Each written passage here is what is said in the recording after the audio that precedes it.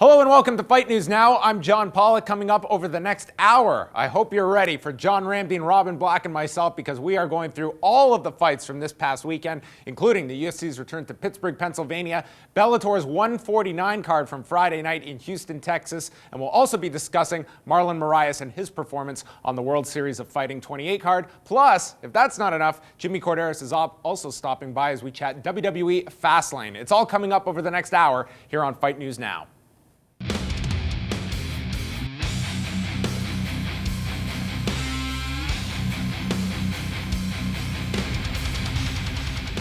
I am here with John Ramdeen and the returning Robin Black from a nice little mini vacation in LA. Did you have a good time, Robin? I did have a good time. I was there to do some business stuff, and then I hooked up with my buddy Joe Rogan and did a thing on He just launched his own podcast, Yeah, he's got a little podcast, a couple of people. Nice of you to give him, a little star power. Yeah, Joe's a great guy. He's a brilliant guy, and I had a lot of fun. Every time I talk to him, it's really fun. Well, you were back in time for the fights on Sunday night from Pittsburgh, Pennsylvania, a rare Sunday night event from the UFC, which as we look at the schedule coming up, they're going to be experimenting with more and more Sunday cards, so this may be something we are going to get used to. Late nights on Sundays. But let's start off with the main event. Donald Cerrone, who now I think has complete ownership of the Cowboy nickname, defeating Alex Oliveira. And this was a fight that, while a submission finish wasn't, going to surprise anybody, I think Donald Cerrone being the one to initiate the takedown was a little out of left field. But I think this was a great reminder of the submission game that Donald Cerrone brings to every fight, which many people sometimes overlook with a Donald Cerrone performance. Yeah, but they shouldn't. All you have to do is look at his resume and look how many submissions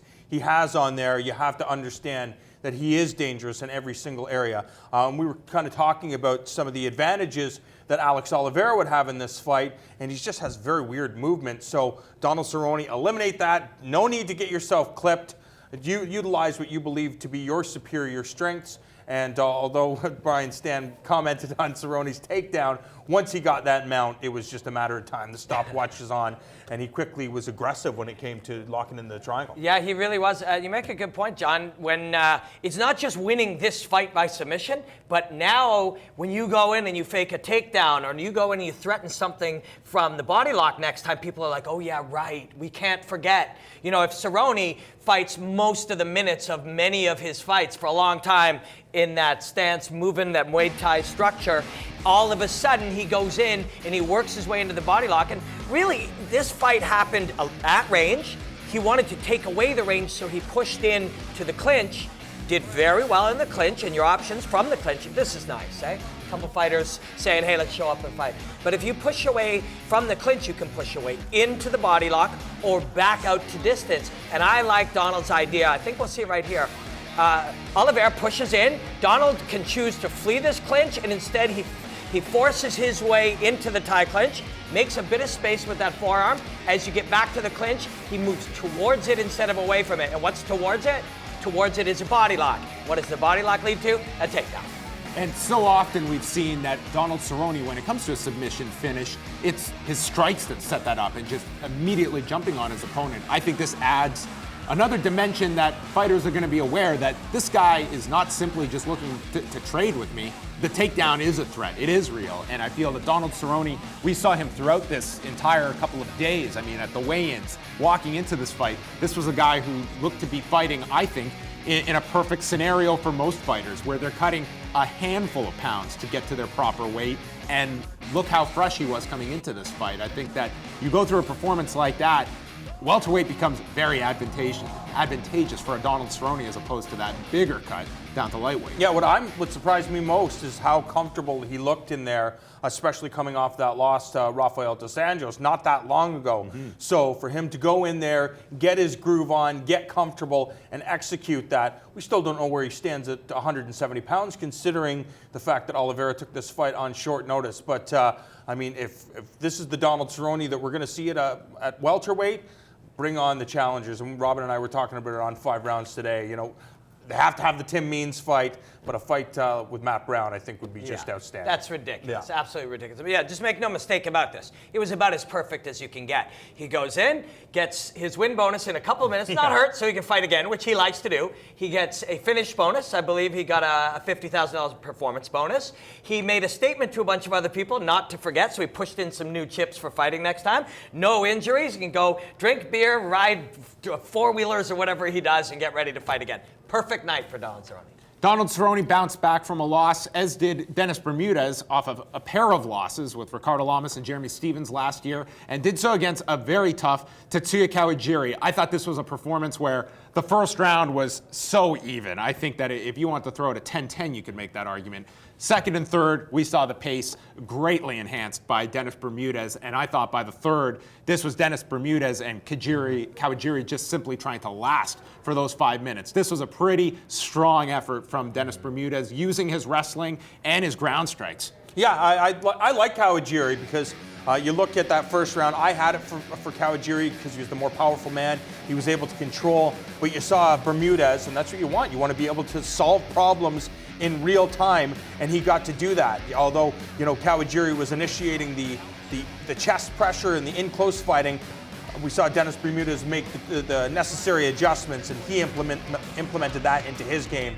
And Kawajiri still trying to be creative with the spinning back fist attempts, but kudos to Dennis Bermudez by trying to figure out a way to solve the riddle of Kawajiri. Must be really nice being in a fight like this for a guy like Bermudez, where okay, I'm as good or better wrestler than him, so I can out-wrestle him. Well, even if it's challenging at first, I'm a better athlete than him. I'm younger than him. I'm more tenacious. I'm hungry and I'm driven, and I got that grind mentality. And that is a great place to be when you know that the fight's going to get easier for you and harder for him. He's getting tired, you're getting stronger. He's getting discouraged, you're getting even more enthusiastic about it. And you just push and push and push. And guys like Dennis Bermudez, who's going to outpush that? That's why he wanted this fight. That's why this was a great fight for him to get exactly back where he needed to be. Somebody who's going to fight it very much like him, that he's confident the further it goes, the better it is for him. And so economical, too, with his strikes. When you saw those statistics at the end, his accuracy, I mean, there was every intention of connecting with every shot. There was no just seamless throws out there in any way from Dennis Bermudez. I mean, this was a guy who just pinpoint accuracy throughout this fight, and it just seemed to mount for Kawajiri. Well, you talked about being economical. He said the reason why he was so economical is because of the losses to both Lamas and Jeremy Stevens. He said, by constantly forcing things, he goes, that's when I suffered. In this fight with Kawajiri, just take your time, pick your shots, and it paid off for him. You're hoping to win every fight. It's great if you win it and can get a bonus like Donald did and Garbrandt did. But you also are hoping that after each fight, you're better than you were last time, and I think he is better. He's going to find that exact pocket of when to push and when to pull and when to let up, and this was a really great fight for Dennis. We move over to the Cody Garbrandt fight with Augusto Mendez, who was a very late replacement opponent after John Lineker fell out, and they ended up making this a catchweight bout, which I realistically had no problem with. The days of guys taking these 1 week notice fights and having to cut an ungodly amount of weight, I think that, listen, we are in a scramble here. I don't think it should fall on Mendez that we have to make it this weight. This was not a guy who had a full camp to cut all that weight. Very different circumstances than a guy that misses weight off of full camp. Yeah, what I liked about Cody Garbrandt in this fight is you can see his potential. You can see the wheels working, and you see him utilizing the entire cage. You can just feel his confidence in there. And yes, he was prepared to take on John Lineker, a top guy at 135 or 125 pounds, taking on now Augusto Mendez, who takes this fight on short notice. So Cody Garbrandt essentially can shine, but it's not really, wasn't that. It was his choices inside of the octagon that was quite special. You see him there. Yes, he was aggressive, but didn't get over-aggressive. But there you see the jiu-jitsu prowess of Mendez. That was the danger, but I love these combinations. As he throws to the right, the left hook behind it is coming. And that hunt, he starts hunting you. You either have to flee from him or move towards him to catch him in a takedown. And that's what he did. He waited till he moved forward and boom, had him frozen. So he's fleeing. If you either catch him flat-footed or get him moving towards you finally, you rip him. And it's that third punch. Not a lot of guys are putting that third punch together as well as this kid. Also, when the overhand right lands, his head placement to his left He's low down as he comes up left so he can rise up with that punch. His head is off the line, and he's loaded to deliver with power. And if that one doesn't get you, he's loaded with that third one. That, to me, was the entire fight. You saw it from the first time he started throwing those combinations. It was only going to be a matter of time. But for Mendes, we were talking about it.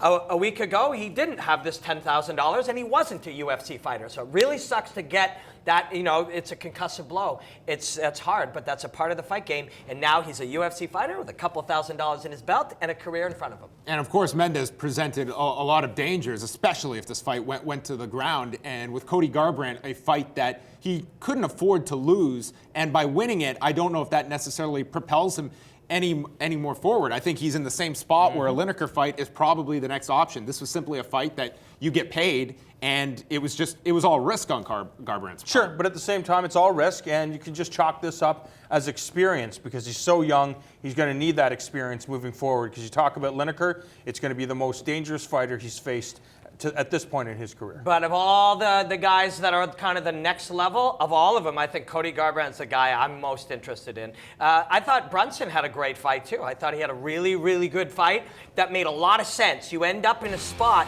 with a guy, yes, the striking was early, and I think it was Woodley. I just remember a little comment from one of the guys at the desk that Brunson kind of looked uncomfortable in the stand-up. And I was feeling exactly the same thing. His head is up a little high. He doesn't seem to be kind of owning these ranges early, and yet when it ends up on the ground, you would think that's the worst place for him. But watch this. Carnero will look to put that shin across, his right shin to make space. That's a temporary position in fighting, and it's not a safe position when you're being struck. That shin right there is actually giving Brunson a ledge to lean on and distance to line you up. You cannot use those temporary positions like that. He has to either move towards him or move him away. Brunson did exactly what he needed to do, and literally, if you're going to end up on the ground with a guy like that, that was just perfect. I think a small error, well, it turned out to be kind of a big error on Juan Carnero's part, but perfectly done by Brunson. Did you become a Derek Brunson believer, John? No, yeah. No, again, we got to wait till. We honestly have to You're wait. exercising caution. That's all it is. Yeah, Again, because there's so many fighters like Derek Brunson in the UFC, where these athletes that have a wrestling background, that work with a good team, and it just comes down to matchmaking for Derek Brunson. I can't wait till he faces somebody in the top 10 ranked to see how he'll face it. Well, I think pretty safe that he will get that in his next outing. So there you go. That was the card from Pittsburgh, and we look ahead to this Saturday as the UFC goes across the pond to London, England for Anderson Silva versus Michael the Count Bisping. Our coverage begins Saturday at 3 Eastern with a live pre-show, and then the main card airing here in Canada on Fight Network, leading in to your middleweight main event.